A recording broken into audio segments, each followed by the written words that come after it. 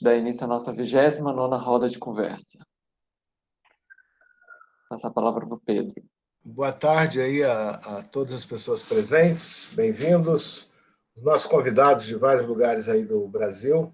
Hoje nós vamos conversar, conhecer a experiência de algumas associações e movimentos do campo da saúde mental e da atenção psicossocial. E cada uma dessas pessoas vai contar um pouquinho a sua experiência, e a gente vai fazer um debate, uma roda de conversa, no espírito aqui da Frente Stamira. Para os colegas de outros estados que não conhecem, a Frente Stamira é um coletivo, foi criado em dezembro de 2019, já organizando encontros regionais pelo interior do estado do Rio. Aí veio a pandemia, então a gente tem feito esses encontros não só terça-feira, mas em outros horários, às vezes, também a gente faz, com demandas diferentes, principalmente com o interior do estado do Rio, o município do Rio, a Baixada Fluminense, na região ali de Niterói, São Gonçalo, etc. Nós reunimos aqui tanto profissionais, usuários, familiares, estudantes, todos os interessados aqui do nosso campo da luta antimanicomial e da saúde mental, né? Hoje eu queria sugerir ao Leandro, antes de passar para os nossos convidados, que a gente desse a palavra para o Alessandro, de Rio das Ostras, para ele relatar brevemente um acontecimento importante que a Frente Stamira está participando lá no município dele, que é Rio das Ostras. Em seguida, o Leandro, a gente faz a rodada, né? Um abraço e bem-vindos a todos. Boa tarde para todas e para todos. Meu nome é Alessandro, né? Eu estou coordenador do Programa de Saúde Mental do município de Rio das Ostras, na Baixada Litorânea, aqui no estado do Rio de Janeiro. E aí a notícia que a gente quer dar em primeira mão aqui, porque a reunião acabou agora, é que a Frente Stamira, né, como a frente de resistência, de apoio aos CAPs, ela nos auxilia aqui em Rio das Ostras na construção de um projeto, na elaboração do projeto do CAPS Infanto Juvenil da nossa cidade. E aí a notícia boa que eu quero partilhar com todo mundo aqui é que acabou de ser aprovado o nosso projeto no Conselho Municipal de Saúde.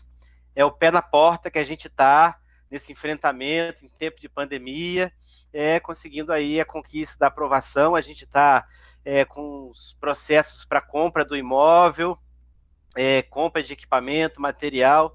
Se Deus quiser, quanto antes aí a gente está voltando aqui na frente para dizer que a gente está de fato abrindo mais esse CAPS para auxiliar no cuidado de saúde mental, dessa vez com crianças e adolescentes. Então, fica aqui o meu agradecimento em nome de toda a equipe de saúde mental de Rio das Ostras, à Frente Stamira, a essas pessoas maravilhosas que nos apoiam. Muito obrigado. Obrigado aí pela oportunidade de falar isso com vocês também. Obrigado, Alessandro. Super importante nesse tempo a gente ter a aprovação e a criação de um serviço infanto-juvenil na nossa rede. Parabéns para você pelo trabalho que você fez e a sua equipe aí em Rio das Ostras. Então, como o Pedro já adiantou, né, hoje a gente está recebendo convidados de outros estados do Brasil e de outras regiões para poder falar um pouquinho, né, das experiências. E a gente vai começar, então, a gente fez uma ordem que a gente fosse percorrendo as regiões do estado, começando lá pelo sul. Então, eu queria convidar a Judete. E aí eu vou deixar a própria pessoa se apresentar, dizer de onde qual é o movimento que participa.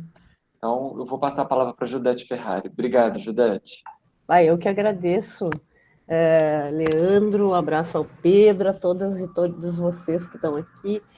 Então, é quase saindo da Argentina, né? Vamos começar lá pelo um lugar que fica na fronteira, que é o Alegrete, que é a nossa cidade querida, que está em processo de eleição, e nós vamos ganhar o governo aqui, porque nós vamos voltar, né, a governar esse município com um olhar mentaleiro. É uma mentaleira que está disputando a prefeitura, né, e que nós vamos mostrar como é que os mentaleiros governam. E dizer para vocês que já é a segunda vez que eu participo dessa roda daqui da Rede Stamira, sou muito grata pelo convite. Eu faço parte do movimento da luta antimanicomial, faço parte do Fórum Gaúcho de Saúde Mental há mais de 30 anos. Comecei trabalhando com a rede, né, trabalhando num serviço que a gente colocou o nome de Serviço de Atenção Integral à Saúde Mental, que a gente chamava de SAIS Mental, né, que é essa lógica também que tem a ver com a nossa história de organização das cidades aqui do Rio Grande do Sul, a questão, né, do saladeiro, do charque. Então, a gente fez muito essa analogia no início para recuperar a história, recuperar a biografia das pessoas, o jeito como elas vivem, porque a gente entende que a saúde mental tem que ser essa retomada. Este serviço, ele evoluiu para um CAPS, né, CAPS 2. A gente, no município, tem, depois também construímos o CAPS Infanto-Juvenil, e um CAPS álcool e drogas, né? E também um serviço residencial terapêutico, né? Também compusemos com esse serviço residencial terapêutico 7 moradias transitórias, que a gente chama, moradias assistidas, que é um espaço entre o serviço residencial terapêutico e a casa do usuário. É um lugar onde tu vai fazendo vai construindo autonomia, né, até as pessoas terem a sua própria casa. Essa rede toda a gente chama de SAIS Mental, agora recuperando o nosso nome do serviço, e tem, só que em vez de serviço, sim, Sistema de Atenção Integral à Saúde Mental, com um SAIS da casa na Santa Casa de Caridade de Alegrete, o nosso hospital geral, onde a gente tem oficinas, né, e leitos de atenção integral à saúde mental. Então, esse sistema todo, a partir de uns 7 anos atrás, foi reorganizado ou foi potencializado com ações na atenção básica. E aí, então, nós levamos para a atenção básica ações de saúde mental, que são do tipo das oficinas terapêuticas e grupos de ajuda e suporte mútuo em saúde mental com as comunidades dos bairros, né? Nós temos esses grupos que são de forma presencial, já tem há 10 anos, nós começamos eles nos CAPs e fomos retirando eles dos CAPs para a atenção básica. E, atualmente, eu trabalho no NASF, que é o Núcleo de Apoio à Saúde da Família, onde a gente coordeno esses processos de grupos de ajuda e suporte mútuo em saúde mental. Agora, na pandemia, nos tocou criar uma forma de cuidado que fosse de aproximação das pessoas e que possibilitasse que esses grupos eles continuassem, né, organizados e as pessoas em contato, em conexão. Então, nós criamos grupos de ajuda e suporte mútuo online, que a gente chama de Go. Estes grupos, eles funcionam no WhatsApp e são grupos de conversação permanente, onde as pessoas vão trocando o seu dia a dia. Já fazem 8 meses que nós estamos nesse processo. Você sabe que tem um processo inicial de muito medo com relação à pandemia, depois teve um processo de acomodação e entendimento que era necessário ficar em casa. Atualmente, nós estamos numa fase onde as pessoas estão saturadas, né, de permanecer em casa, mas ainda a gente procura. Os casos de Covid em Alegrete aumentaram assustadoramente essa semana. Não é à toa que a gente não tem mais vagas nos hospitais. Então, aumentou as angústias, os sofrimentos, e os grupos, eles acabam sendo bastante procurados. A gente, no Fórum Gaúcho de Saúde Mental, a gente tem alguns eventos no estado, como, por exemplo, o Mental Tchê, que acontece em São Lourenço do Sul, onde nós reunimos presencialmente, né, os serviços, a rede daqui do Rio Grande do Sul, com estudantes, professores, também a comunidade, né, gaúcha, e também temos um outro evento aqui no Alegrete, né, que chama a Parada Gaúcha do Orgulho Louco. Eu coloquei aqui para vocês o nosso link, que agora quinta e sexta-feira estaremos organizando a 10ª edição. Nós tivemos a presença do Pedro Gabriel na nossa preparada aqui, né, na Fronteira Oeste, no Centro Fronteira Oeste, e foi uma das lives mais vistas, né?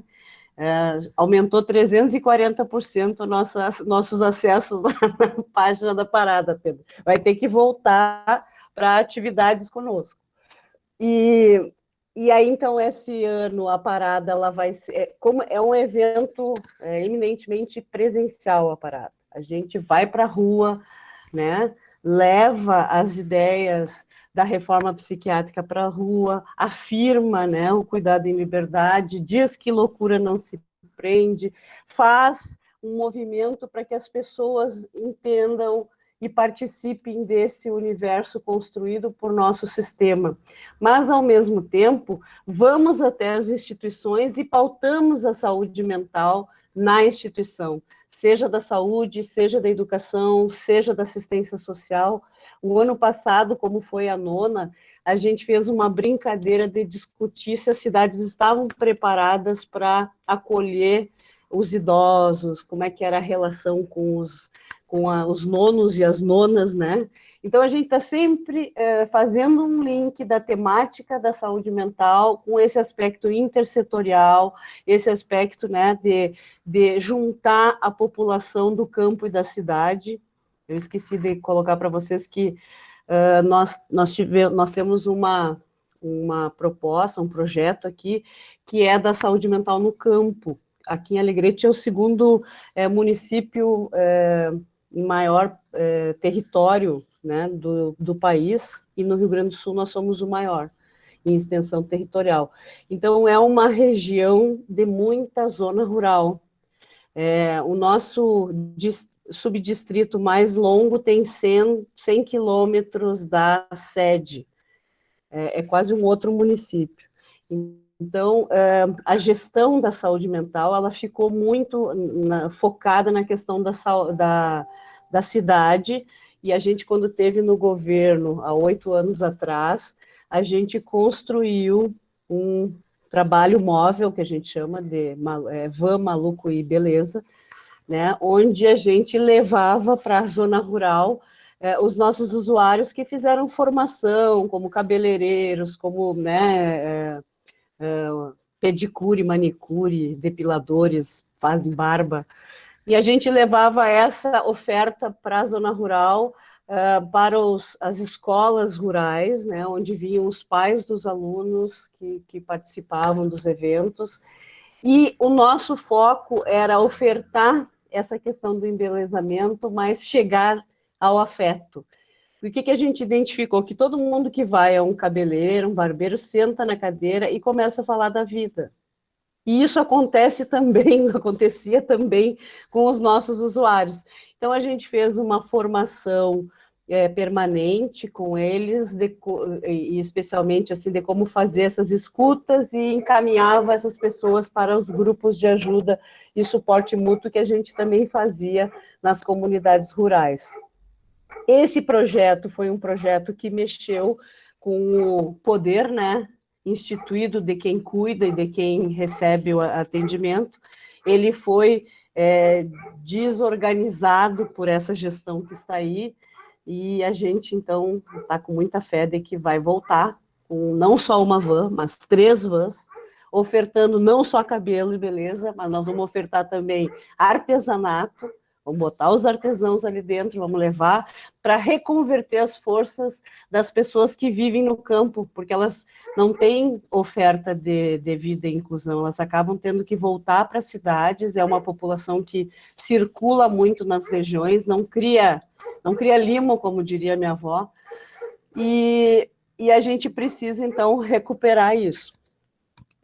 O que mais que eu poderia contar para vocês? Eu estou falando muito rápido, mas eu não sei quanto tempo eu tenho para falar, né, Leandro? Sim, não, então.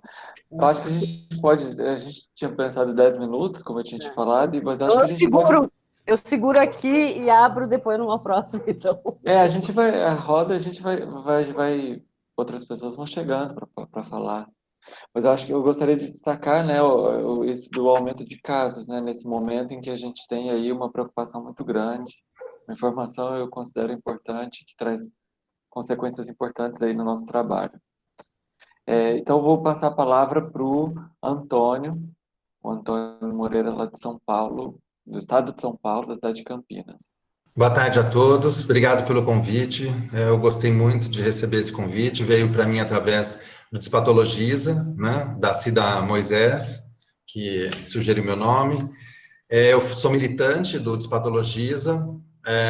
O Despatologiza é um movimento social, né, contra o processo de patologização das diferenças das pessoas, né, transformação em patologias, e é um movimento aberto para o público em geral, e principalmente para os profissionais, né, que trabalham na rede, que trabalham em atendimentos, né, e qualquer pessoa pode participar, ou qualquer pessoa pode constituir na sua cidade um grupo que sustenta, né, essa direção, né.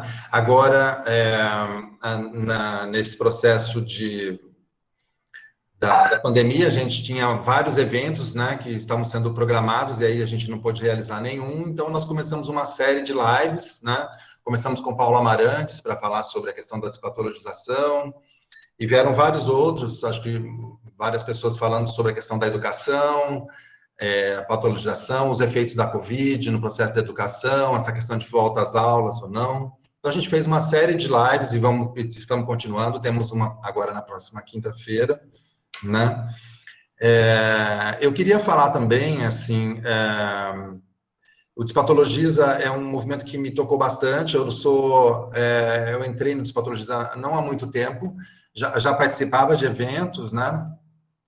Mas recentemente me fez muito sentido participar desse projeto e desse movimento. Eu sou psiquiatra infantil, fiz a minha residência na Unicamp, fiz minha formação em psicanálise, e a minha formação praticamente foi dentro de CAPS. Eu saí da Unicamp e comecei a trabalhar num serviço da Prefeitura de Campinas, que, assim, foi antes do processo de CAPS, né? Então, a gente trabalhou no serviço, chamava CEVI, Centro de Vivência Infantil, e esse serviço, ele brotou de um atendimento que era feito em ambulatório de saúde mental, que foi desmontado, né, e virou esse serviço de referência, que depois de mais ou menos uns 8 a 10 anos, eu acredito, que veio constituir se transformar no primeiro CAPS de Campinas, né, e o primeiro CAPS, na verdade, que foi IJ-IAD, né, do Brasil, eu acho, né. Nesse momento, eu já tinha me desligado do CAPS, e depois eu voltei para a rede para construir mais um CAPS, que é o CAPS da região noroeste, né. E antes desse processo da minha formação, eu trabalhei no núcleo de oficinas de trabalho do Cândido Ferreira.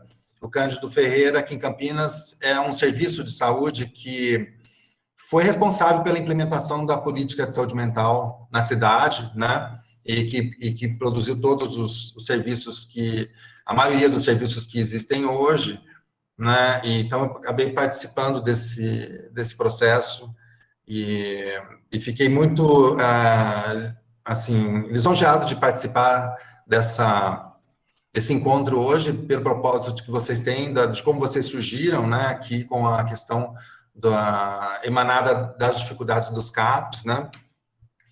Então, o Despatologiza, ele é constituído, assim, por profissionais que trabalham em vários serviços, né, não é um serviço, mas é um coletivo de pessoas que trocam ideias, textos, produzem eventos e intervenções, né, na sociedade, na mídia, né, para propagar essa resistência à patologização das pessoas, dos processos, das diferenças das pessoas, né. Quando eu fui convidado, né, o Leandro me passou um tema que incluía a questão do CAPS, dos CAPs, né, da resistência ao SUS, né? Então, eu tinha pensado em falar um pouco sobre isso aqui em Campinas. Então, eu conversei com as pessoas que estão atualmente nos serviços que eu trabalhei, conversei com pessoas que estão atuando atualmente, né? E a gente teve recentemente aqui uma comemoração do SUS 30 anos. E essas pessoas se pronunciaram, né? Tiveram um evento onde elas colocaram a história e a experiência delas no SUS, né, e na implementação da saúde mental aqui em Campinas. Eu fiquei, assim, bastante tocado e fiquei com vontade de colocar um pouco do que eles produziram, né, nesse evento. Então, a gente teve, assim, Campinas é uma cidade pioneira, uma cidade de vanguarda na questão de referência para o Brasil, né, na questão da implementação da atenção psicossocial, né, e que a gente pôde conversar e perceber é que, como todos os lugares, como vocês têm colocado, a gente está passando por situações bastante difíceis, né, subfinanciamento, o funcionamento dos serviços começa a ficar depauperado, as equipes começam a ficar com falta de pessoal, falta de recursos, né? E esse efeito vamos dizer, bastante devastador, né? Que a gente tem visto acontecer, né? O modo de calcular a produtividade, são serviços que têm que mostrar produtividade, né? Essa produtividade é calculada de uma maneira, às vezes, contraditória com a luta antimanicomial, né? Por exemplo, calcula como positivo leitos ocupados, né? Por exemplo. Então, nós estamos passando por um processo bastante difícil. A característica que eu acho que Campinas tem, assim como eu coloquei o meu processo, a minha história, eu coloquei no sentido de mostrar também que a maioria dos profissionais que trabalham na rede também tiveram um processo de construção, de formação, junto com a implementação dos serviços, né? Então, eu acho que nós temos, assim, uma quantidade de profissionais bastante engajados. Eu acho que esse é o ponto onde talvez a resistência seja mais forte, né? São pessoas que têm muito firme, né, os princípios da reforma, né? Então, que eu acho que acaba sustentando uma certa prática, um certo modo, mas uma tendência muito grande, eu acho, a patologização mesmo, nesse sentido de que, com os serviços com poucos recursos, a rede acaba se fragmentando, se fragilizando, né?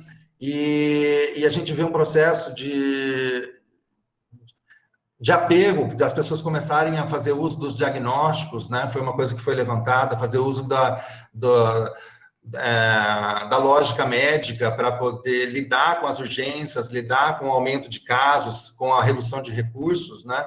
E acho que acaba favorecendo esse processo de patologização, de diagnosticação e do tratamento funcionando não na integralidade, mas em função do diagnóstico dos pacientes. E uma coisa que a gente observou aqui na rede é que essa questão das pessoas produzirem diagnósticos e não acolher o sofrimento, né, das pessoas, acaba criando uma situação de excluídos do atendimento, porque o diagnóstico, às vezes, não encaixa num serviço, não encaixa em outro serviço, e essas pessoas acabam ficando entre os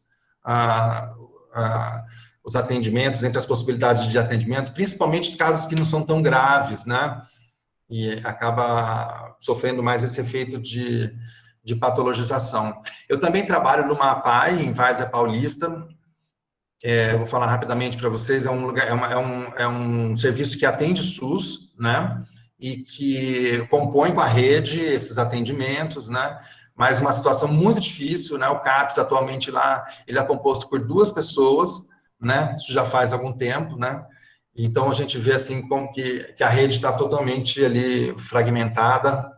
Eu, antes de vir para cá, conversei com a coordenadora de saúde mental de lá, essa região de Várzea Paulista, ela é no entorno de São Paulo. Então, atende Francisco Morato, Itupeva, uma região da periferia de São Paulo. É uma região bem grande, né?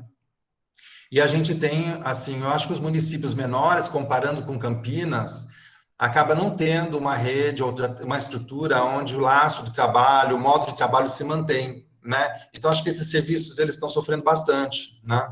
Esses serviços menores que ficam mais sujeitos à política do município, que às vezes não dá atenção, assim, para a implementação das políticas, né?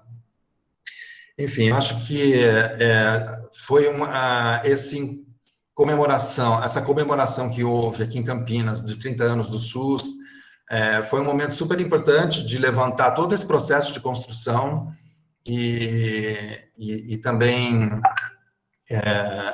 me fez muito sentido, né? Assim, eu não tinha me dado conta que eu tinha costurado tanto assim entre os serviços, né? E ajudado a construir. Mas o que eu estou dizendo isso porque é um sentimento muito difícil de ver agora essa rede que a gente achava tão forte, que a gente achava tão, vamos dizer assim, consistente, se fragilizar tanto com essa ação do governo, com essas ação não só no nível federal, mas no nível estadual e municipal também, né? Então tem sido bastante difícil assim ver essa situação. Eu também faço parte de uma associação de psicanálise, vou terminar rapidinho, tá, Leandro? Que tem um grupo de trabalho que propõe a psicanálise na rua, então é um atendimento feito na rua. Agora, na pandemia, ele se tornou online, mas atendimento gratuito para as pessoas na rua, que é coordenado pelo Danilo, pela Marta, né, e pelo Daniel.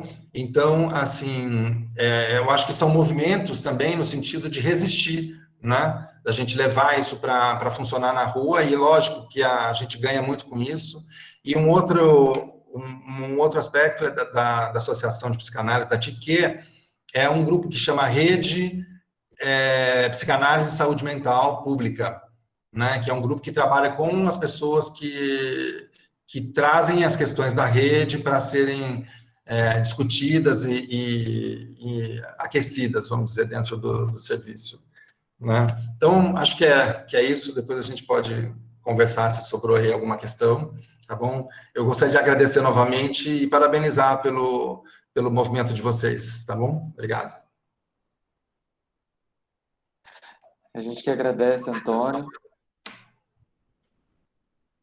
E a gente que agradece, Antônio, e você traz informações relevantes também, né? Essa questão do desmonte que a gente tem sentido recentemente com várias normativas aí que nos surpreendem, de alguma maneira também trazem um pouco da tônica do que o governo tinha se proposto lá atrás, né? A fazer. Bom, vamos seguindo do que a gente tinha colocado de subir um pouquinho no mapa. Então, a gente tem o Felipe, que é lá de Minas Gerais. E, Felipe, não sei se você está no celular, a gente está gravando. Aquele pessoal que vai falar de celular, se tiver como virar na horizontal, ok. Se não, fica na vertical mesmo. E aí o Felipe se apresenta, ele trabalha lá com ele numa incubadora de projetos de geração de renda. Boa tarde a todos, eu me chamo Felipe Dourado, estou à frente da incubadora de empreendimentos econômicos e solidários aqui da cidade de Belo Horizonte. A incubadora é um projeto ligado à gerência de saúde mental aqui da cidade, da prefeitura municipal, e ela é composta por uma equipe de 8 pessoas de diferentes formações, não necessariamente da área da saúde. Eu, por formação, eu sou terapeuta ocupacional, e na equipe a gente tem produtor cultural, a gente tem pessoas ligadas ao teatro e ligadas aos núcleos de produção, que eu vou explicar um pouquinho melhor depois, tá? Então, essa equipe, ela tem um objetivo de fomentar ações, iniciativas de trabalho para as pessoas que tratam saúde mental, especificamente dentro da rede de saúde mental da Prefeitura de Belo Horizonte, tá?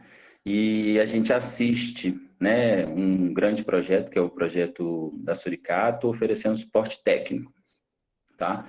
E aí eu faço questão de dissociar a incubadora da Suricato, apesar da história das duas estarem intimamente ligadas. A incubadora ela foi criada junto com a Suricato justamente para oferecer um suporte para a associação, tá? Mas hoje a gente tem crescido, então nós estamos com 3 outros projetos pilotos dentro da rede, nesse sentido de saúde mental e trabalho, tá? Então, uma dessas iniciativas é no consultório, com o pessoal do consultório de rua, então pessoas, usuários de álcool e outras drogas, com uma trajetória de rua. A gente tem uma iniciativa agora também, um projeto piloto junto da Unidade de Acolhimento Transitório Infanto-Juvenil.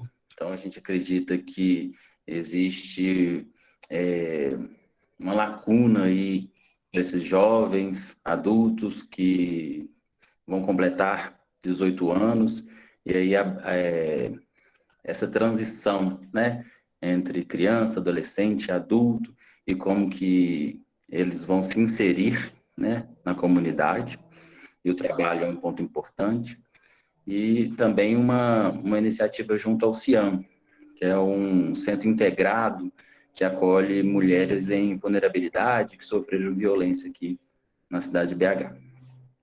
Tá? E então a gente tem incubadoras, essa equipe, né, de 8 pessoas, e aí a gente já tem o grande projeto nosso que é a Associação Suricato. A Associação Suricato é uma associação, Associação de Trabalho e Produção Solidária Suricato. Ela existe desde 2004, né? É uma iniciativa pioneira, né? E falar de trabalho é um desafio, falar de trabalho e saúde mental é um desafio ainda maior, né? Do ponto de vista da inclusão. E desde 2004 isso surgiu a partir de alguns cursos de formação que foram feitos em parceria com o Fórum Mineiro de Saúde Mental e o Ministério do Trabalho. E aí, como resultado desse curso de capacitação, surgiu-se alguns núcleos de produção. Os primeiros deles foram a culinária e a marcenaria. Tá? De lá para cá, a associação cresceu muito. Então, hoje, nós temos 5 núcleos de produção. A associação tem o núcleo de produção da costura e do bordado, o núcleo de produção do mosaico, o núcleo de produção da culinária, o espaço cultural e a marcenaria, tá? O espaço cultural, ele funciona dentro de uma casa aqui em BH, uma casa sede, onde funciona a loja física, e no fundo dessa casa tem um quintal grande, bacana, onde acontecem as apresentações culturais, musicais, teatrais, de dança, e é onde a Suricato, juntamente com a loja, mostra a cara para a comunidade, tá? E o núcleo de marcenaria, ele produz desde pequenos objetos funcionais, bases para o mosaico, até móveis, armários, mesas, bancos, cadeiras. O mosaico produz diversos objetos funcionais ou decorativos. Eu tenho até um aqui que eu ganhei, dá para ver. É um suporte para livros. A costura também tem uma produção diversa, muito ligada ao bordado, tudo é feito manualmente pelas bordadeiras, pelos associados. E a culinária produz tanto as comidas e os pratos em dias de eventos no espaço cultural, quanto produções por encomenda, tortas, bolos, salgados, tá? Atualmente, nós temos em torno de 53 associados. Todos os associados são usuários dos serviços de saúde mental aqui da rede de Belo Horizonte. tá? E essa equipe, né, da incubadora, juntamente com a associação, a gente constrói esse cotidiano de trabalho. Todos os trâmites desse trabalho passam pelos associados. Então, a associação ela é gerida por um colegiado gestor, eleito a cada 2 anos. A gente teve, em plena pandemia, a gente teve que fazer um processo eleitoral. E esse colegiado gestor toma algumas decisões cotidianas, mas as decisões mais importantes são tomadas em Assembleia Geral. Tá? É importante dizer que a associação ela é totalmente independente e autônoma, mas em virtude das particularidades e das dificuldades que existem de alguns associados, existe a incubadora para fazer essas mediações. Nosso objetivo, né, no caso da incubadora, é promover um processo de independência e de autonomia para que, idealmente, a associação prescinda da incubadora e se torne totalmente autônoma. Mas, enquanto esse processo existir, a incubadora também estará dando esse suporte. Tá?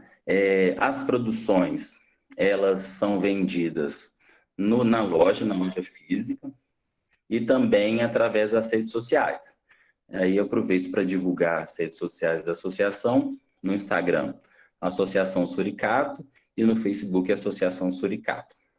Lá tem alguns projetos que os associados fazem, tem produções, tem mensagens diversas, dentro dessa perspectiva de inclusão social, de reabilitação psicossocial, dentro da perspectiva política da luta antimanicomial.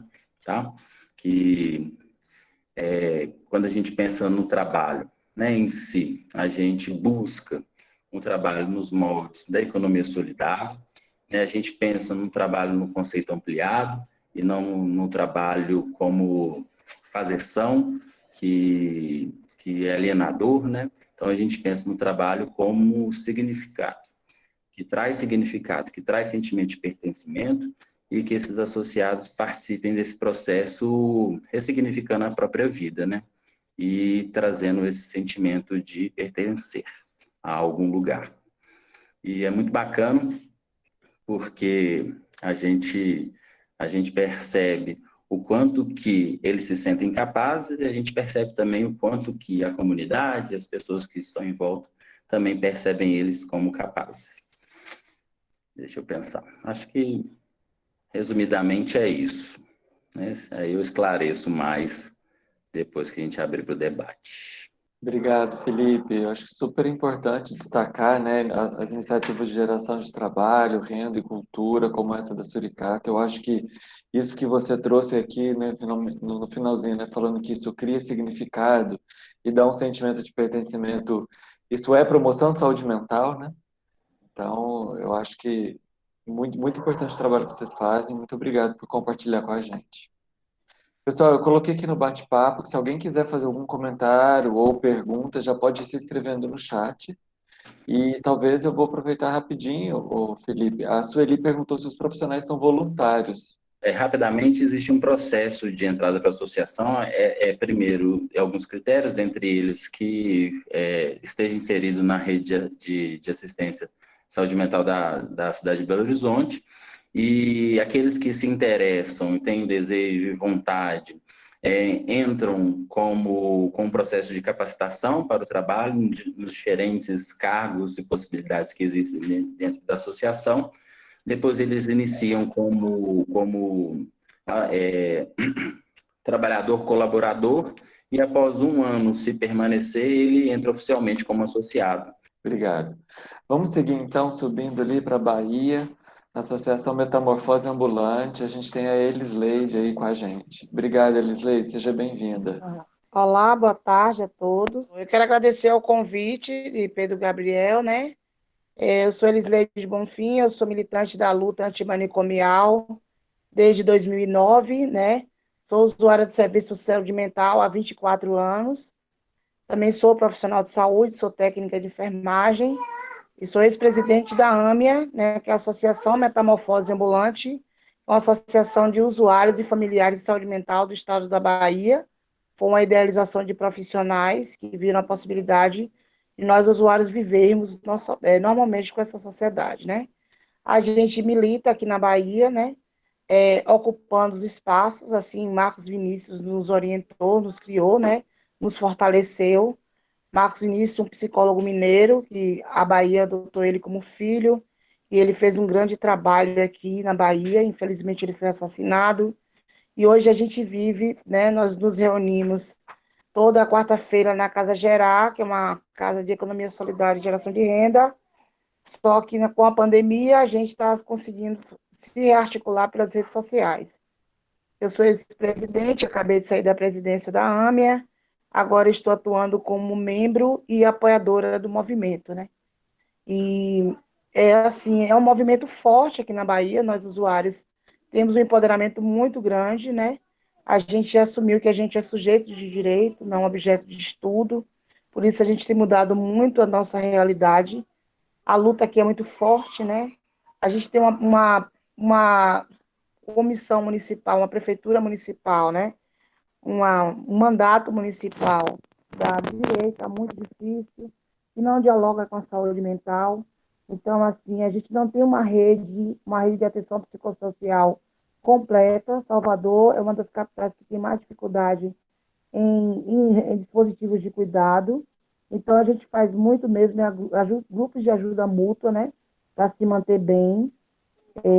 Eu também sou atriz dos Encênicos, que é a primeira companhia de teatro formada com pessoas com transtorno mental. Eu tenho 10 anos fazendo teatro.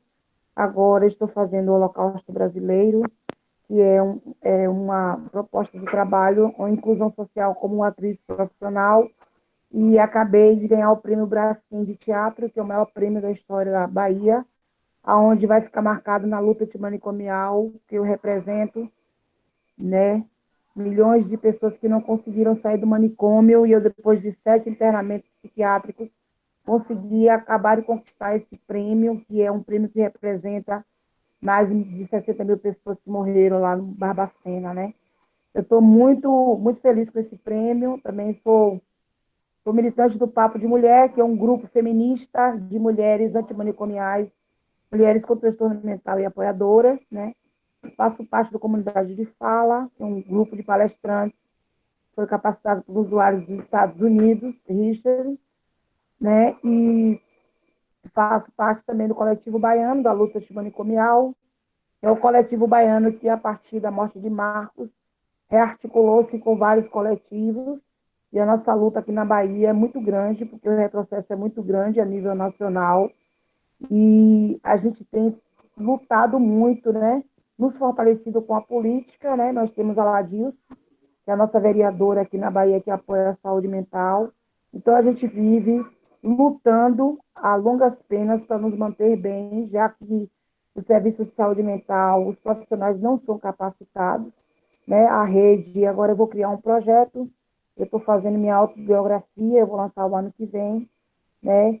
E eu vou criar um projeto a partir do dia 30, onde nós profissionais, nós usuários de saúde mental, precisamos empoderar e capacitar esses profissionais de saúde, né? Já que eu, como profissional de saúde, na minha capacitação, fui orientada que não desse as costas para louco, né? Que o louco toma todos os seus brincos.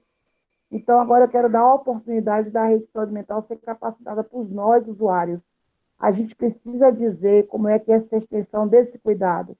Através do afeto catalisador, aconteceu uma mudança, né? A minha equipe, eu sou do CAPS, Adilson Sampaio, no Caminho de Areia, em Salvador, uma equipe multidisciplinar, muito empenhada, conseguiu, né, um equilíbrio emocional muito grande em mim, né? Então, os movimentos sociais, a AME, o Papo de Mulher, todos os núcleos de saúde mental, garante a nós, usuários, essa força, esse empoderamento de hoje, né, eu ser uma atriz renomada, né, por participar do Prêmio Braskem, e não como coitadinha, mas sim como merecedora por muita luta. É esse lugar, né, que a gente não aceita mais de segregação, a gente não aceita mais ser tratado como coitadinho, né, e que a saúde mental, né, precisa se fortalecer mais com outras rodas, outros espaços, que vocês orientem nas assembleias dos CAPs, dos usuários, tirem um tempo para ensinar um usuário a mexer no Meet, no Zoom, que eu não sei nada disso, todo dia eu estou futucando e aprendendo uma coisa nova. Eu acho que eu já fiz umas 25 a 30 lives, mais ou menos, né?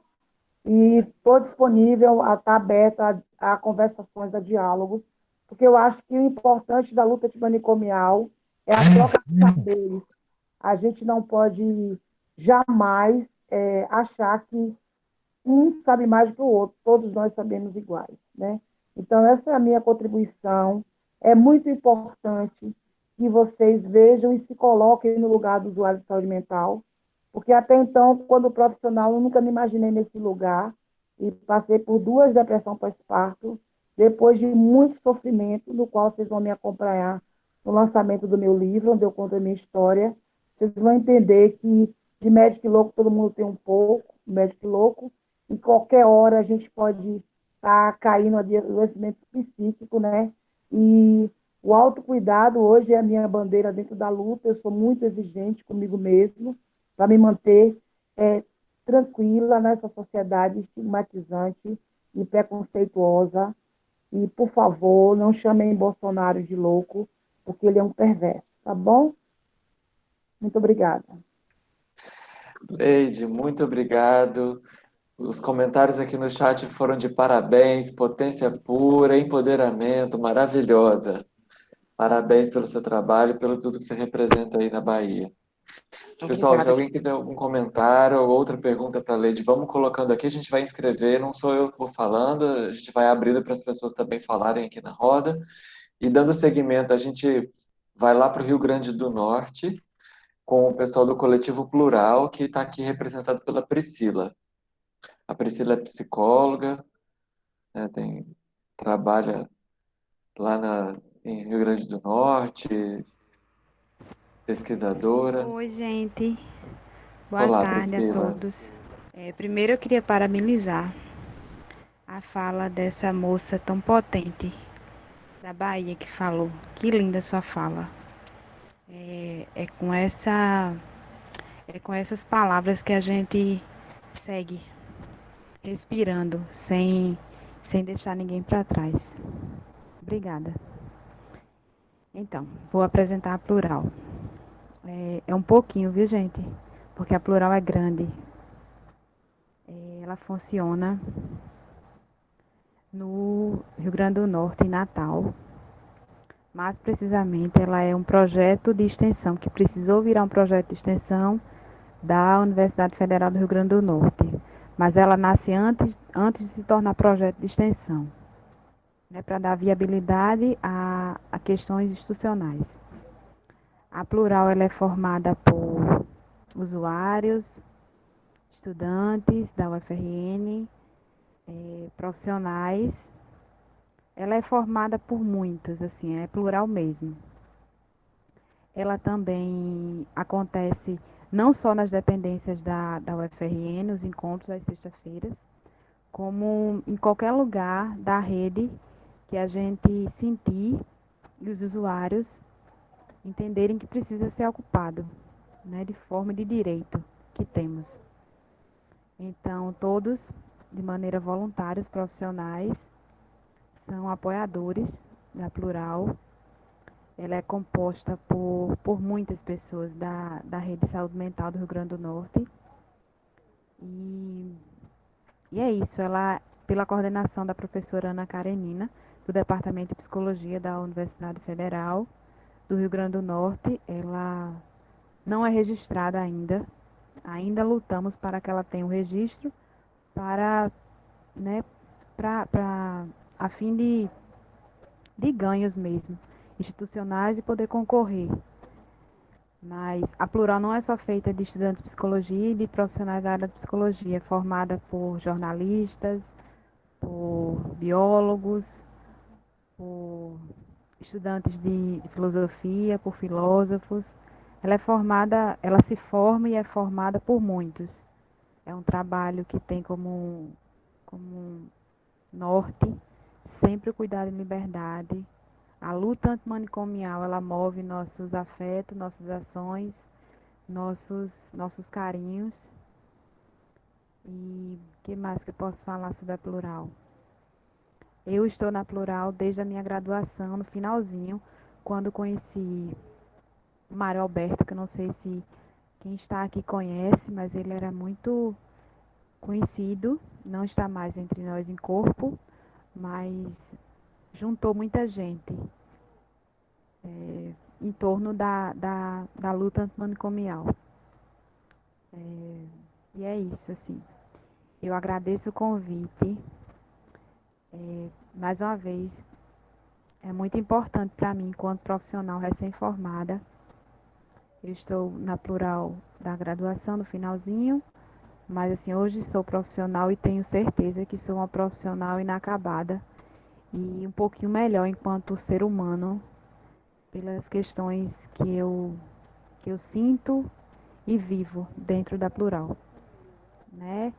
Entendo que aprendo muito e aprendo sempre, sempre, sempre com os militantes, porque não são militantes de uma causa que precisa ser reafirmada, né, nesse momento tão complicado.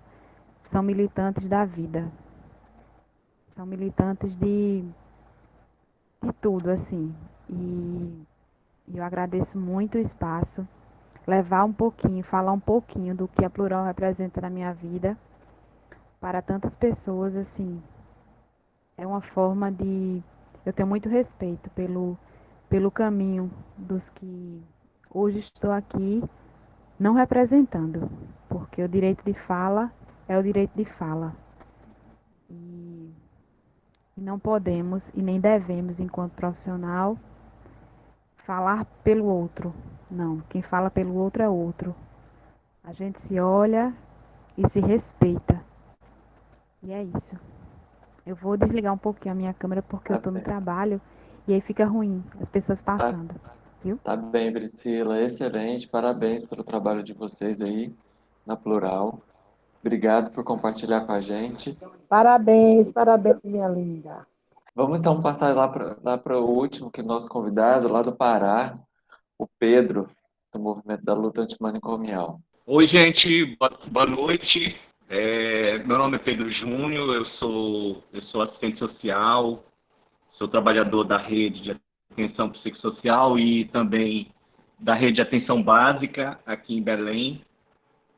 Eu gostaria de começar essa minha fala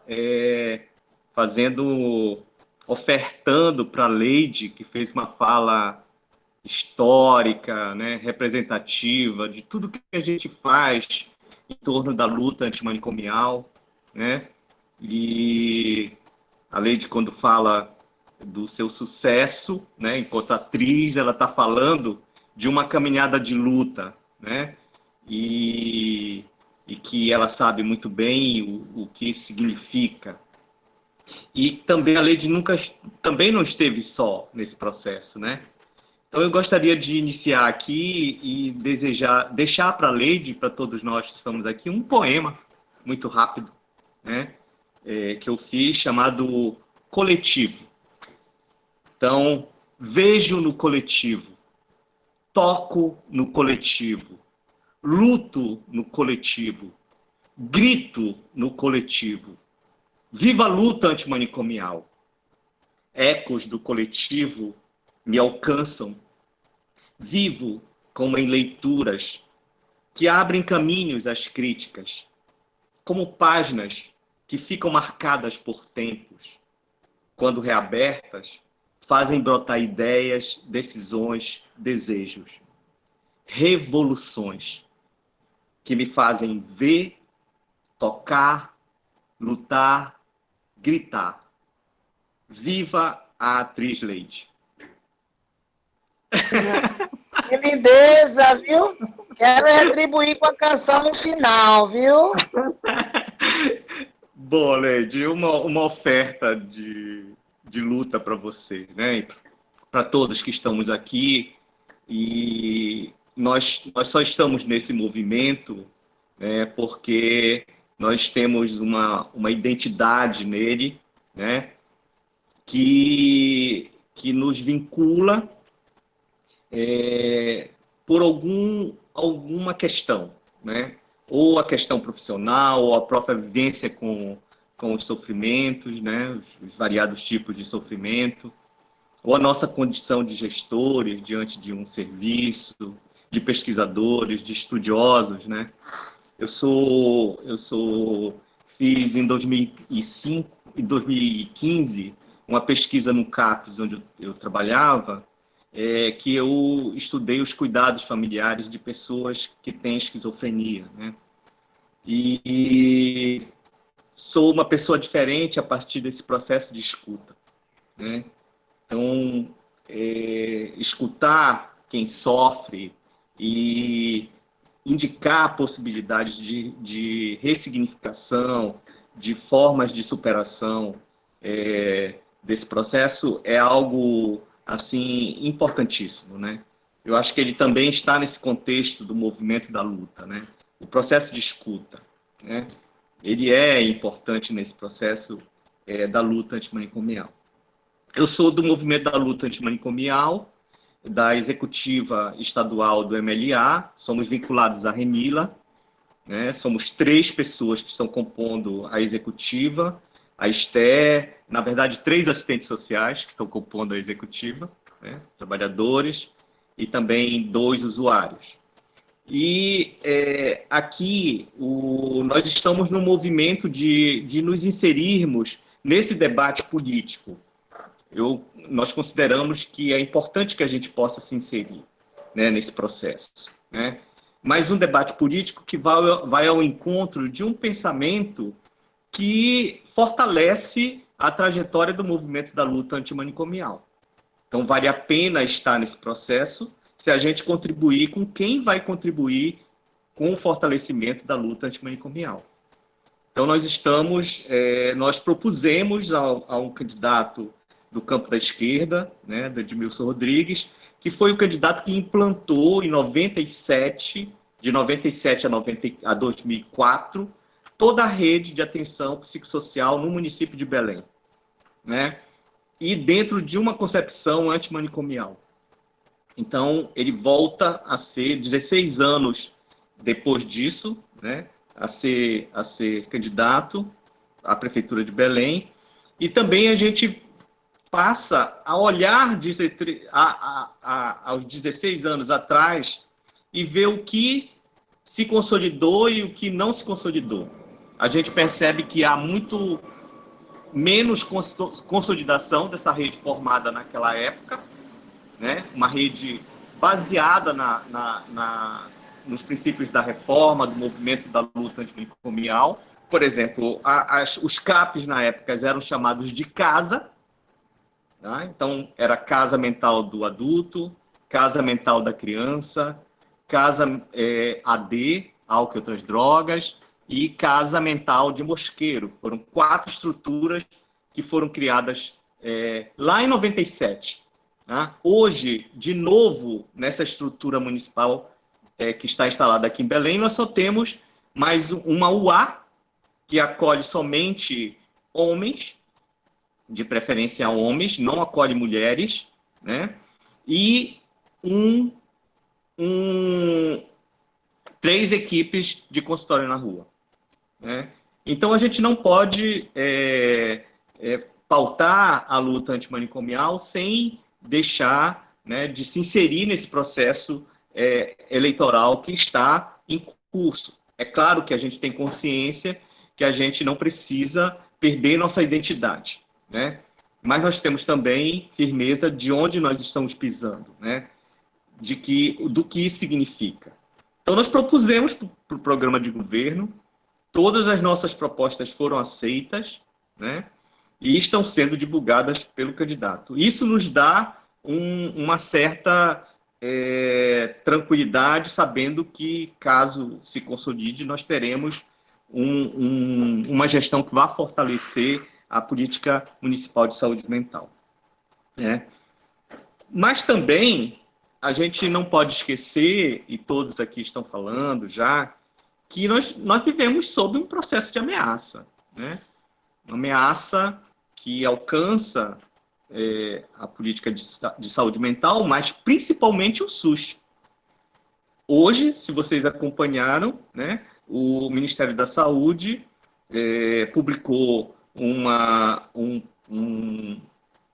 referência legislativa, né, um processo, uma portaria, um decreto, aliás, que vai alterar totalmente a lógica da atenção primária, né, da atenção básica, né, e ela alcança todos os campos da atenção básica, ou seja, vai também alcançar a ação de saúde mental na atenção básica, né? Então, é necessário que a gente possa estar se envolvendo nesse processo, né? Nós não temos uma rede com inovações. Eu achei muito importante a experiência de Belo Horizonte, né, relatada pelo Felipe, e que estimula a produção cooperada, né, por meio de uma incubadora. Aqui nós não temos essa experiência, né? E muitas das famílias acabam dependendo do benefício de prestação continuada, e se a gente for ver, as pesquisas indicam que mais de 70% do valor do benefício de prestação continuada é utilizado para os benefícios específicos da pessoa em sofrimento psíquico. Entre eles, a compra de medicamentos e insumos para a atividade cotidiana, né? Então, a maioria das famílias que estão hoje inseridas nos serviços são dependentes do benefício de prestação continuada. Os cuidadores, a maioria desempregados, porque precisam se envolver no processo de cuidado e tem muita dificuldade de correlacionar o tempo do cuidado com o trabalho, e aí preferem, né, abrir mão do trabalho e cuidar, né? E essa é uma realidade provavelmente no Brasil inteiro, né? E o movimento tem pautado uma luta permanente. Hoje eu posso considerar que nós estamos num momento bem diferenciado, né, de boa articulação. Hoje nós temos duas estruturas que pautam saúde mental no Estado. O movimento da luta antimanicomial, com suas pautas ligadas à Renila, e um fórum paraense em defesa dos direitos humanos e da saúde mental, composto por várias entidades de classe, entidades sindicais, entidades de ensino, né, representação de usuários, de trabalhadores, e essas duas entidades têm um diálogo permanente. De 15 em 15 dias nós estamos nos reunindo. Hoje, por exemplo, nós tivemos, essa já é a terceira reunião que nós estamos participando, né? Agora, na paralela, nós estamos com uma pauta extensa, tanto de discussão da pauta da Renila, como as pautas específicas aqui do Estado. E nas pautas específicas, nós temos uma situação que está ligada a esse processo de ameaça que eu falei agora há pouco, né? Que nos ronda, né? A ameaça não dorme, ela está aí o tempo todo tentando desconstruir essa nossa lógica antimanicomial. E nós, há cerca de um mês, nós percebemos que o Hospital de Clínicas do Pará, que é o único espaço que oferta a emergência psiquiátrica, né, aprovou um recurso de R$1 milhão para uma reforma, uma dita reforma na estrutura da emergência psiquiátrica, mas quando nós fomos ver o projeto, significava a construção de um hospital, né, de um bloco, né, caracterizado por um hospital, como se fosse um mini hospital dentro do Hospital de Clínicas, né, com mais de 60 leitos a serem instalados no hospital, né? Então, nós contestamos essa decisão, inclusive ela é incorporada pela Associação de Psiquiatria, os psiquiatras estão à frente dessa atividade, né? E pressionando o Hospital de Clínicas, a gestão do Hospital de Clínicas, para efetivar a implementação dessa obra, né? Nós já nos manifestamos contra, já tivemos uma reunião com uma estrutura de direção do hospital, e agora nós vamos para um processo de judicialização para barrar a ação, né, com apoio dos ministérios públicos, com defensoria pública, vamos fazer audiências públicas, e hoje nós estamos na paralela dialogando as estratégias para evitar isso. Achamos que é prudente fazer reformas na estrutura existente, mas não utilizar o preceito de uma reforma para construção, né, como se fosse um processo de atuar na surdina, né, da construção de um mini hospital, de um bloco psiquiátrico, né, desnecessário nesse momento em que vivemos. Em contrapartida, você vê aqui, nós temos um enfraquecimento dos CAPs, da rede de CAPs, né? Aqui na metropolitana de Belém, já temos há mais de 10 anos que não implantam novos serviços, né? Nós temos 9 CAPs, 4 sob gestão municipal e 5 sob gestão estadual. Dos 9 CAPs, 4 são CAPs 3. Ou seja, por que investir numa emergência psiquiátrica?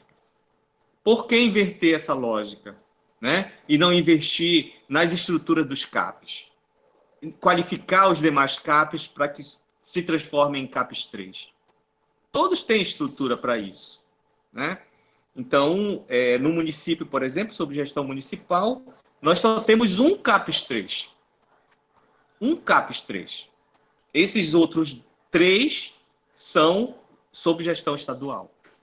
Então, é preciso que a gente possa entender esse processo, né? E nós, do Movimento da Luta Antimanicomial aqui no Pará, estamos atentos a isso. Estamos muito bem organizados, uma fase muito importante, tá? E o processo de pandemia, ele nos afastou, de certa forma, mas, ao mesmo tempo, nos aproxima, porque a gente percebe que a pandemia não ocultou o caminho do mal, né? Não ocultou.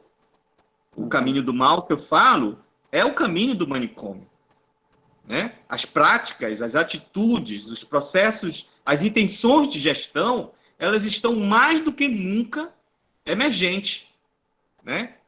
E a cada dia a gente vai se surpreendendo. Só que a gente não pode ficar só na surpresa. Nós precisamos estar muito bem articulado para perceber todos esses movimentos. Tá? Pedro, Então, é muito importante isso que você diz, que vocês estão articulados, né? Porque nesse momento ter um movimento articulado e pronto para a resistência é super importante. O Antônio até colocou, né? Que é muito bom isso e tudo que foi feito sem diálogo com a rede. Judete colocou aqui no chat, né? O decreto 10.530, falando da transferência, foi publicado hoje, mas o decreto de ontem, da transferência do Ministério da Saúde para o Ministério da Economia, das determinações da política de atenção primária à saúde. e também você vê uma resolução que movimenta novamente e empodera novamente as comunidades terapêuticas, né? Isso por dentro do Ministério do Desenvolvimento Social, né? Então, a gente precisa estar muito bem articulado para perceber esses movimentos, né? Sim. Pessoal, a palavra acho que pode, né, se circular. Quem quiser falar de novo, pode pedir. Quem quiser fazer algum comentário. Eu queria falar uma coisinha. Tudo Achei bem, Priscila. muito certo esse. Tem como você abrir a câmera só para a gente te ver? O que Pedro falou, é Pedro? Isso. É uma lógica que ela é criada, não é de agora, né? Precisamos entender isso. A ascensão desse ser, a presidência, ela vem de um caminho. Construímos um caminho, né? Antes do golpe, pós-golpe e por aí vai. E quando você fala em ocupar espaço, eu acho muito válido isso. Eu esqueci de mencionar que a Plural, ela ocupa vários locais, mesmo não tendo registro CNPJ.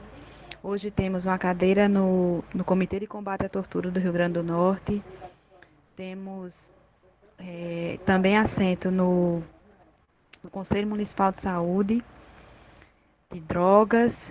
Temos assim vários locais que a gente vai ocupando espaço pelos usuários. Quando não é possível só um usuário, vai um usuário e um apoiador.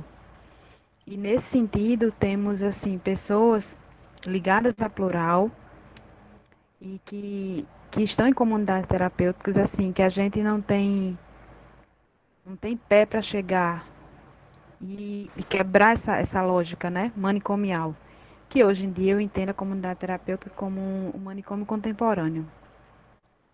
E quando o Pedro fala que precisamos articular, é uma saída para que podemos continuar existindo.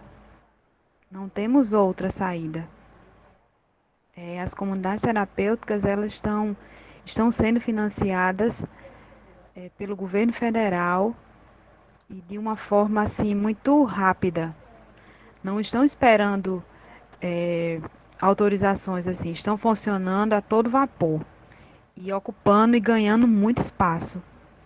Eu acho que a fala de Pedro ela é muito pertinente nesse sentido, que a gente precisa se colocar, né? Não temos meio termo. Precisamos nos colocar para continuar existindo, porque corremos muito risco, enquanto sociedade mesmo, né? Quem está livre de um dia parar na comunidade terapêutica? Não estamos mesmo. E é isso. Eu queria falar. Claro, Rogério.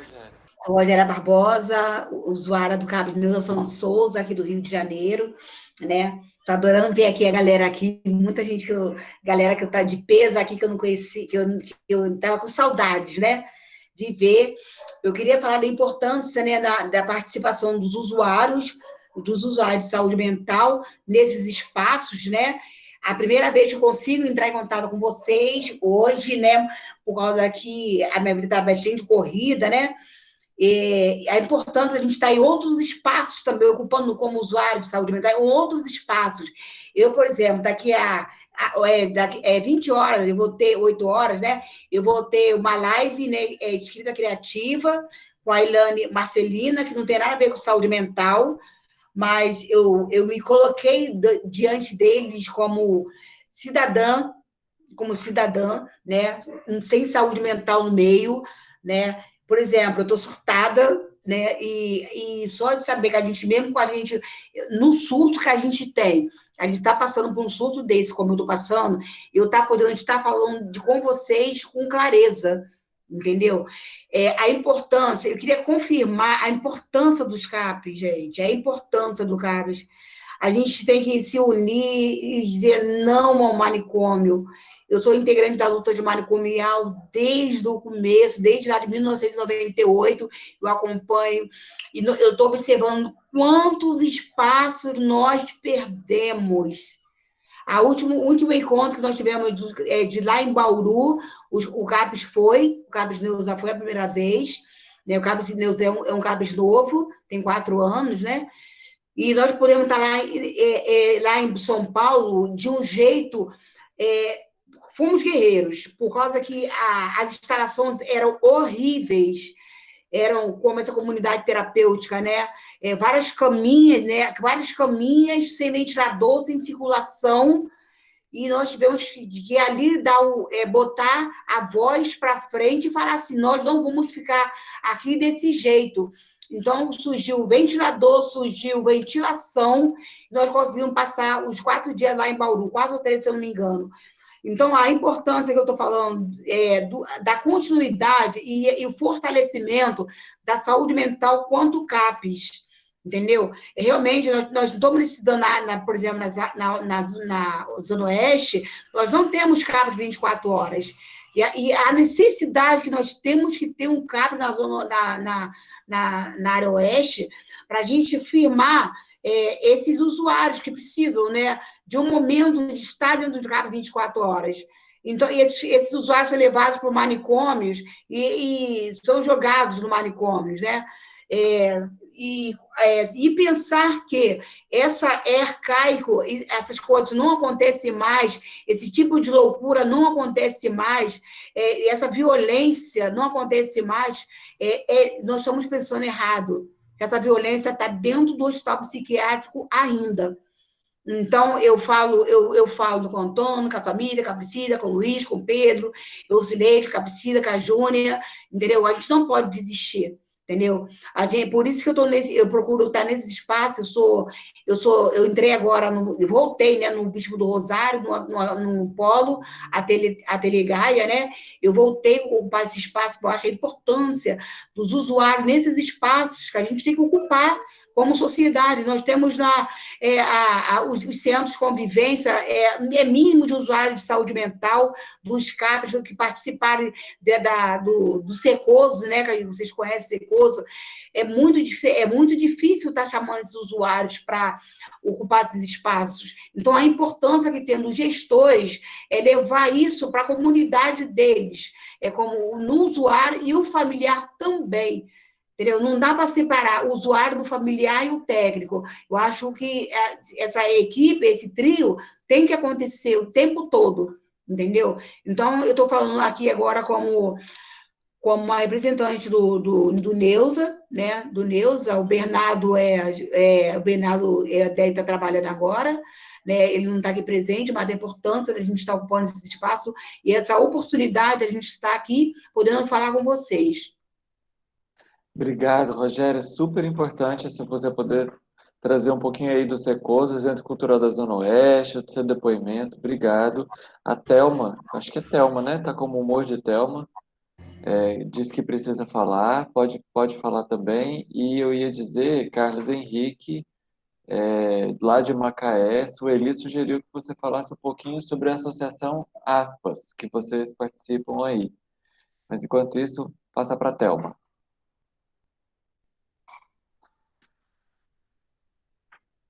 Bom, enquanto ela sai, ainda não sei se Carlos Henrique vai querer falar. São 6h26, a gente tem até 6h30, a gente pode estender um pouquinho. Mas Antônio, Judete, que falaram antes, quiserem retomar a palavra para poder fazer algum comentário, fiquem à vontade. Quem mais? Eu poderia trazer mais algumas contribuições, Leandro. Primeiro, abraçar a Leide, que é sempre muito legal escutar. Também fiquei muito feliz assim, com a fala, né, dos companheiros, Antônio, Pedro, do Pará.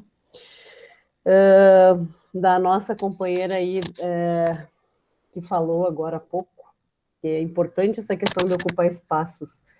Mas a gente tem que identificar que o momento atual, a nossa política da reforma psiquiátrica, ela não é a política do governo federal, né?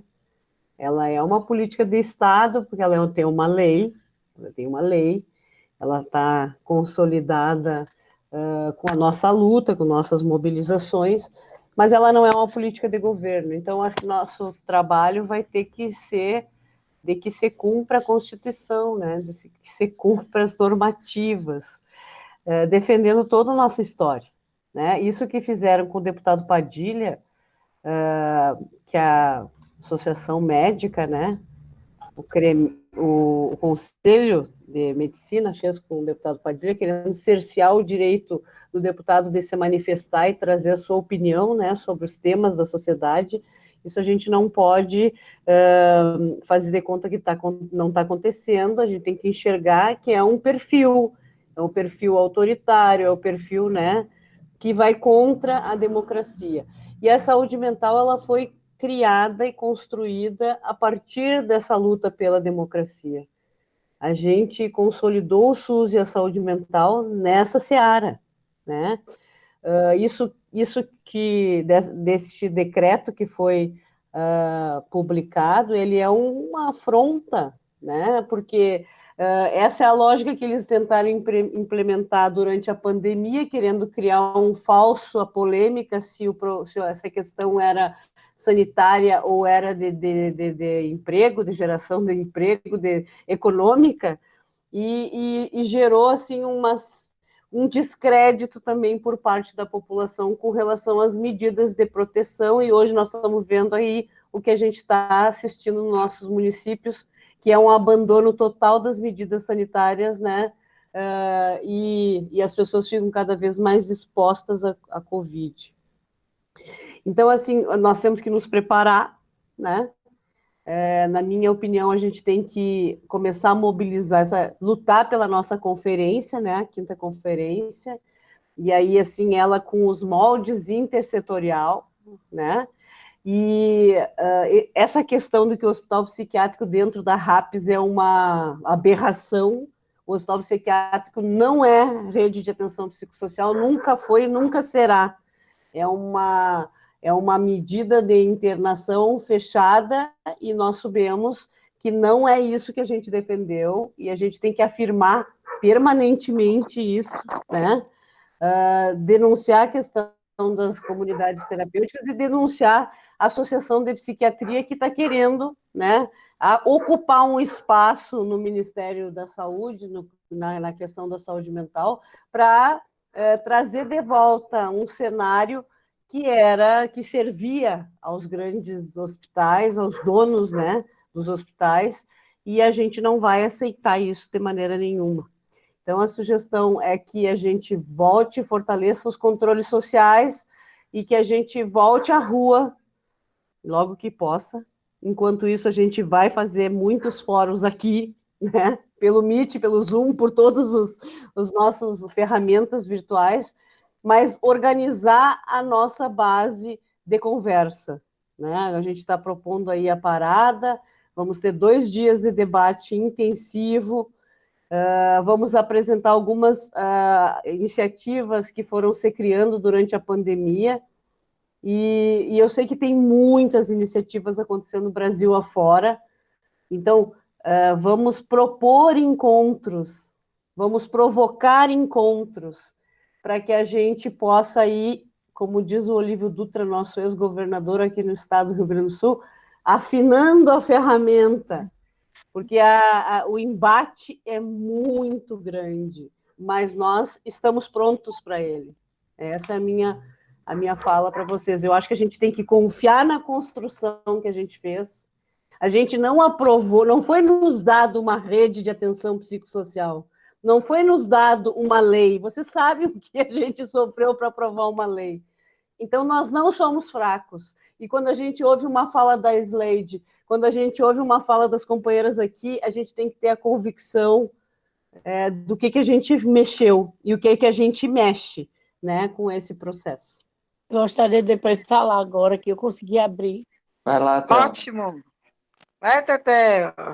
Eu estou muito emocionada quando eu vi a Slade falando sobre o trajeto dela, e eu conheci através dela o Papo de Mulher e outros lugares, e a gente trabalha como protesto, e a gente canta como protesto, eu já participei até no CAPS, faço da parte de saúde mental, eu sou do CAPS aqui de Salvador, Bahia, né? Nossa Salvador muito linda e maravilhosa. E nossa maravilhosa Leide, porque Leide é nossa, quer dizer, que é uma pedra, a pedra de angular para nós. Leide tem nos ensinado muitas coisas maravilhosas sobre a saúde mental.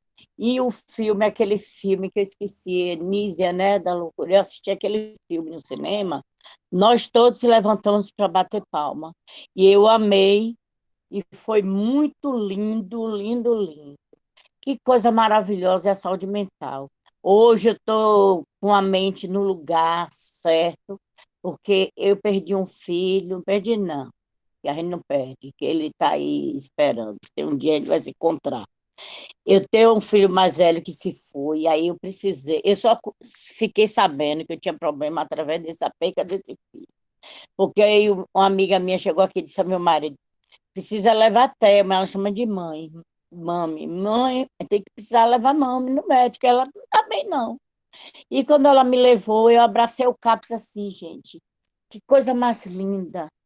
Eu abracei o CAPS mesmo como se fosse uma criança, eu me senti uma criança, que meu pai e minha mãe estavam presentes, claro, me abraçando. E eu me emocionei com Leide, que Leide tem uma passagem muito enlaçada, é a passagem dela que eu conheço.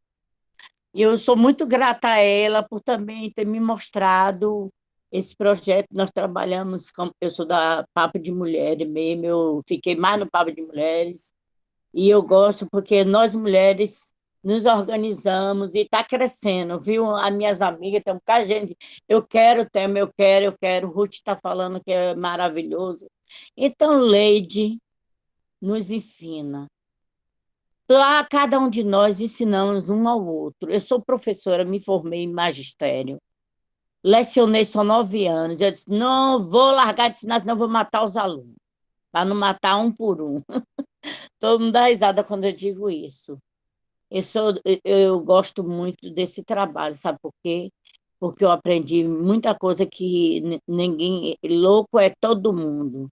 E igual Raul Seixas. Eu amo a Raul Seixas, aquela que ele fala. E loucos somos todos nós. Meu bispo da igreja, ele brinca comigo. Todo mundo tem um pouco de louco. Mas é verdade. Nós, cada um temos um pouco, né? E nosso lado é porque o ser humano não é perfeito, mas nós temos umas qualidades boas para nós aplicar, aprender e botar em prática. O que eu aprendo, eu boto em prática. O que eu aprendo lá no Papo de Mulher. Eu sou uma militante, sou do partido ao contrário, não quero nem saber, eu sou PT, viu? Vou logo dizer a todo mundo, todo mundo já sabe, eu sou PT de carteirinha, viu?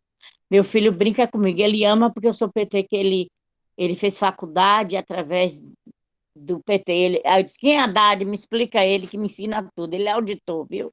Mora em São Paulo. Eu estou viajando para São Paulo, viu, Leide? Estou indo para... Boa noite. Boa noite. Tá bem. Muito obrigado, viu? E tudo de bom para você. Thelma, Natália Almeida colocou que você é uma inspiração e ela tá certa. Que lindo, trabalhe o canto como protesto. Parabéns pelo trabalho de vocês aí. Thelma diz para o bispo que de louco e bispo todo mundo tem um pouco. Pessoal, eu estou muito emocionada, porque é muito importante quando a gente entende que nós da luta antimanicomial somos agente transformador da nossa história e que nós somos formiguinhas multiplicadoras dessa trajetória da gente, né? E que eu aprendi a falar de saúde mental em todos os espaços, né? Então, Pedro me fez esse convite e a minha agenda é meia louca e eu disse, vou ver se dá tempo, aquela correria, e deu certo, mas eu aproveitei uma lasquinha e aí botei em todas as minhas redes. E é um orgulho para mim ter Thelma nessa live, porque é a prova que a gente tem quando a gente contagia. Thelma é um exemplo de mulher, de militante, é uma grande companheira que tem feito um belíssimo trabalho no Papo de Mulher, que é o nosso maior grupo organizado hoje na Bahia, um grupo de mulheres loucas e feministas, sim, loucura de um lugar diferenciado. Então, eu estou muito satisfeita, muito feliz com esse encontro. E eu preciso cantar, eu vou contar um segredo para vocês antimanicomiais. Não contem para ninguém. Quando eu fico muito nervoso, muito feliz, é minha válvula de escape. Só vocês sabem, tá bom? Desde o dia em que eu nasci, eu aprendi algo assim. Para você, Pedro. Cuidar do outro é cuidar de mim. Cuidar do outro é cuidar de mim. Escutar. Escuta, o outro, a outra já vem. Escuta, acolhe, cuidar do outro faz bem. Escuta, escuta, o outro, a outra já vem. Escuta, acolhe, cuidar do outro faz bem. Cuidar do outro faz bem. Cuidar do outro faz bem. Gente, a vida não é só beleza, não, é muita luta. E a gente tem que matar um leão por dia. E tem horas que eu penso, meu Deus, será que eu vou conseguir continuar? Mas a gente tem que segurar um na mão do outro e bola para frente. Estamos Faltam aqui, 19 Leide, vamos dias para as continuar. eleições municipais. E a gente não pode desistir da nossa luta. Tá bom? A gente tem que pensar quem a gente vai botar nesse poder. Porque nós, usuários, estamos nos organizando para cobrar desse povo aí, viu? Estou ensinando, orientando, trocando com todos os doidos do Brasil inteiro. Para que o vereador está lá, que o prefeito está lá. Vamos falar de políticas públicas para os usuários dentro dos CAPs. Chega de ficar conversando fiado. Nós precisamos nos politizar. Muito obrigada e boa tarde, viu? Estou muito feliz com essa roda. Obrigada. Beijo, Pedro. Beijo. E todos da roda, Tetel, Judite. Beijo. Leide, não vamos matar um leão, vamos salvar um leão por dia. Sim. Salvar o leão. Sim, salvar, sim. Gente, o quanto militar, né, no movimento da luta é terapêutico, né? Nós temos um colega nosso que é usuário do CapGenacê e a única atividade dele no processo terapêutico, projeto terapêutico dele no CAPES é a militância no MLA. Ele não participa de grupo, ele não participa de atividade individualizada, ele vai para as consultas, participa do conselho gestor e é militante do MLA. E quando ele vai falar nas assembleias e convidar as pessoas para serem militantes, ele coloca a militância como um processo terapêutico. Olha só que legal, né? Eu acho que a gente ganha energia com isso, vendo a Leide, a Thelma, né? Que estão aqui, todo mundo que é usuário, né? Que se sente potencializado, empoderados, né? Nesse processo, né? Conseguiu descobrir que aqui é um caminho de empoderamento, né? O quanto é importante, né? Se agrupar, participar desse processo, né? Se a gente tem capacidade, se a gente tem crítica para perceber esse movimento da sociedade, por que a gente não faz isso de forma coletiva, né? E eu acho que é isso que a gente está fazendo aqui. A gente está chamando, né, para a luta coletiva. Eu acho que o movimento da luta é importantíssimo nesse momento. Não podemos nos afastar dele. Obrigado, Pedro. Antônio, Felipe, as pessoas que antecederam, que abriram, querem falar alguma coisa? Quem mais? Para não perder. Sim, Wagner. Bem, Bem-vindo. Pastor Carlos Quilério, que está no Gendento, Capítulo 2, aí e eu vai ter reunião de sessão, vai criar uma sessão e eu vou ser o segundo secretário da sessão. Tudo começou, o cara começou quando... Testando? A gente está te escutando, Wagner. Sim, começou o Carlos assim. Não sei se você conhece o Nisa Silveira no Gendento, que era antigo Pedro II. Sim. Sabe onde é a Casa do Sol? Sim. Ali, na época que começou, era cheio de centro, que era o... antes de ser Carlos, era lá na enfermaria. A Casa do Sol era na terra de enfermaria. Aí depois virou CAPES, e até hoje é CAPES. Já tem 15 anos.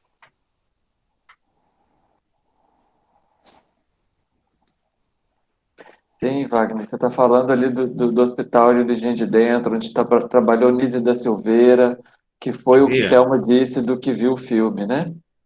Aquele filme, aquele prédio, aquele hospital, porra, até operava, cara, Já foi um grande hospício por isso, Sim. E que bom que você está aqui com a gente, podendo participar da roda hoje. E que bom que lá não é mais uma enfermaria, agora é um CAPS. Me trata há 21 anos. 17. Graças a Deus, estou super bem. Estou podendo ajudar as pessoas que estão mais ou menos no CAPS. Estou querendo participar da associação. E eu quero perguntar uma coisa. Qual a diferença entre incubadora e cooperativo? Assim, de geração de renda. Qual a diferença? Ok. Não sei se o Felipe ainda está aí, se ele quer responder qual a diferença entre a incubadora e a cooperativa, senão eu mesmo respondo. Felipe? A incubadora é uma iniciativa política, né? Então, ela está ligada hoje, né, a gerência de saúde mental do município de Belo Horizonte como uma ação política. A cooperativa, né, e a gente tem essas duas possibilidades, né, no caso aqui da Suricata é uma associação e não uma cooperativa, mas tanto a cooperativa quanto a associação são CNPJ, são empresas, né, e aí cada uma dessas empresas vai ter um objetivo, no nosso caso, é a geração de renda e trabalho para os usuários da rede de saúde mental. Tá joia. Eu não sei se a gente tem mais alguma pergunta. Senão, a gente já são 6h45, a gente está avançando no nosso tempo. Não sei se alguém ainda quer falar alguma coisa. Eu vou passar a palavra para a Priscila, que faz parte aqui do comitê organizador comigo, para ela fazer o encerramento da nossa roda. Bom, pessoal, boa noite a todas e todos. Está dando a nossa hora e com um aperto no peito, mas com muito fôlego também para seguir na nossa luta. Eu vou encerrar a nossa roda de hoje. Em nome da Frente Estamira, né, especialmente nós do comitê organizador, digamos assim, o Leandro, o Pedro e eu, a gente agradece demais a presença e a participação de todos vocês, em especial os nossos convidados e convidadas das outras regiões do Brasil. Fiquei muito emocionada com a fala de vocês. Nós já tivemos outras rodas de conversa com participações de fora do estado do Rio de Janeiro. Eu, particularmente, acho uma delícia essa variedade de sotaques, e também porque a gente vê o quão grande é o nosso país e o quão diferentes são as nossas experiências, as nossas iniciativas, embora muitos dos nossos desafios sejam semelhantes, né? E eu acho que hoje foram destacados alguns. Meu som está duplicando. E queria encerrar compartilhando com vocês uma reflexão que eu tive hoje pela manhã, quando eu estava numa reunião de um projeto, que inclusive tinha uma colega da Bahia no grupo, então hoje eu pude desfrutar desse sotaque baiano delicioso que eu adoro. Mas, enfim, eu acho que cabe compartilhar essa reflexão, porque isso apareceu várias vezes aqui hoje na nossa roda, né? Eu acho que a gente está precisando falar, além de reforma psiquiátrica, de revolução antimanicomial, para, de fato, mover ainda mais as bases, né? Porque a reforma ela acaba permitindo muito, né, de uma certa medicina, uma certa psiquiatria mais clássica, e a gente está precisando mexer mais ainda nessas estruturas que ainda nos rodeiam, né? Tanto que a gente hoje está vivendo esses embates aí que, enfim, a gente precisa seguir enfrentando. Então, mais uma vez, agradecer a presença de todos vocês e sigamos juntos e juntas. Obrigada e boa noite. Obrigado. A Priscila também quer se despedir com algumas palavras. A Priscila lá de Rio Grande do Norte. Rio Grande do Norte. Então, gente, eu queria agradecer. Estou aqui, não estava preparada para chorar na roda virtual. Mas que bom que isso acontece, que a gente se afeta, né? Que a gente ainda pode se afetar. E como sugestão eu quero fazer, como despedida eu quero colocar duas coisas. A primeira é que quem quiser, quando chegar e que vier a Natal, que frequente, e quiser participar da Plural, assistir uma reunião,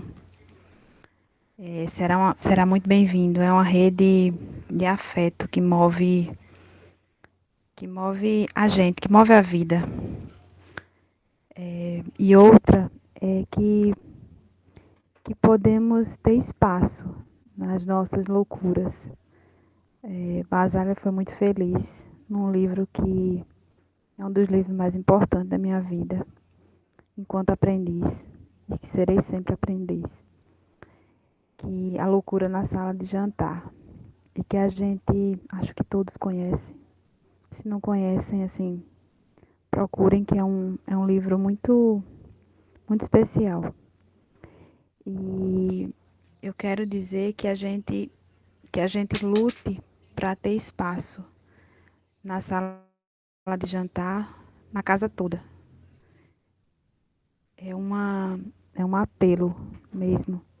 A gente precisa deixar a nossa loucura existir e cuidar para que a poesia das nossas histórias, que não só contém sorriso, mas lágrimas também, ela aconteça e ela possa seguir acontecendo. É isso, obrigada, Priscila, pela sua atenção, do convite até agora. E estamos aqui, sempre. Obrigada a Meu coração você. Plural, meu coração, enquanto membro da Plural, sauda vocês e agradece. E hoje eu vou voltar para uma reunião da Plural, sexta-feira, e vou ter muito prazer em dizer que, espalhado assim por esse Brasil que a gente não tem dimensão, tem muita gente boa lutando. Isso dá uma alegria no coração. Obrigada. Obrigado, Priscila. E agradeço a todos, em meu nome, em nome da Priscila Vilela e do Pedro Gabriel Delgado, pela participação de vocês. Se ninguém quiser mais falar nenhuma coisa, então a gente encerra hoje a nossa roda, que foi, junto com a de infância e adolescência, uma das maiores, uma das mais longas. Verdade. Obrigado, Obrigada, pessoal. pessoal. Boa Boa noite. Boa noite, obrigada, Vai gente. ficar. Até uma próxima. Também. Boa noite. Até. Boa noite a Boa noite a todos, Obrigado. obrigada. Não Boa vai dar para semana. falar. Eu ia falar que o Obrigado. vídeo ia ser editado. Em breve vai estar no YouTube, tá, pessoal? E a gente vai compartilhar com Obrigado. vocês. Tchau, gente. Boa noite. Tchau, pessoal. Muito obrigado. Boa noite para Obrigado, vocês. pessoal. Boa noite. Já estou encerrando já a Obrigado, então. reunião, Cheguei atrasada. Tá encerrando? É Nina. Já estamos encerrando. É Nina, viu, gente? Tá encerrando, Cheguei atrasada na reunião. Terminou, Nina, Começa depois, às 5 fica horas. pra outra. Mas depois vai dar para ver no YouTube, Nina. Tá bom. Tchau. Tchau, Nina. Tchau vocês, viu, Pedro, Tchau, Priscila. Thelma. Muito maravilhoso vocês. Eu quero participar de outras também. Quando chamar a Lady, me convite. Tá Toda convidada. terça-feira, nosso Ai, toda bate-ponto, de 5 às Isso. 6h30, Qual é o às horário? vezes a gente. De 5 da tarde às 6h30. Às vezes a gente passa um pouquinho, hoje a gente passou, mas Thelma, você toda quer deixar terça. o seu e-mail? Escreve aqui no chat que eu te coloco nos convites, Vou mandar meu e-mail, tá bem. tá? Tá, obrigado por vocês todos. Pela fala de Parabéns. vocês também. Amei ouvir muitas coisas maravilhosas que me trouxe alegria, muita coisa boa. É bom Obrigado. saber que o mundo, né? O Brasil não, o mundo está gritando e pedindo socorro. Mãos que ajudam. Obrigado.